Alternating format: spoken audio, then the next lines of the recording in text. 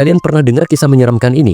Di sebuah desa kecil bernama Nagirev, Hungaria, pada tahun 1929, puluhan wanita dituduh meracuni suami mereka. Kasus ini bahkan sempat dilaporkan oleh New York Times. Menurut catatan, antara tahun 1911 hingga 1929, lebih dari 50 pria tewas secara misterius di desa tersebut. Dan ternyata semua kematian tersebut disebabkan oleh racun arsenik. Desa yang dulunya tenang berubah menjadi sarang rahasia yang kelam. Di balik misteri itu ada seorang bidan desa yang disegani bernama Zuzana Fazekas. Pada masa Kekaisaran Austria-Hungaria, pernikahan di Nagirev sangatlah ketat. Gadis muda dipaksa menikah dengan para pria-pria tua tanpa ada pilihan untuk bercerai. Banyak istri menderita karena suami mereka pemabuk, kasar, atau berselingkuh.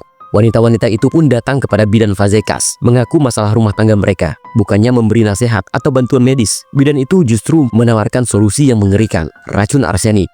Racun itu dibuat dari kertas pembasmi lalap yang direndam air, lalu diberikan pada suami-suami mereka. Kematian demi kematian terus terjadi. Polisi mulai curiga karena pemakaman di desa itu selalu dipenuhi para suami dan ayah dari para wanita-wanita yang meninggal mendadak itu. Saat dilakukan penggalian kubur, ditemukan bahwa ada 64 dari 50 jenazah mengandung arsenik. Semua bukti akhirnya mengarah ke sang bidan.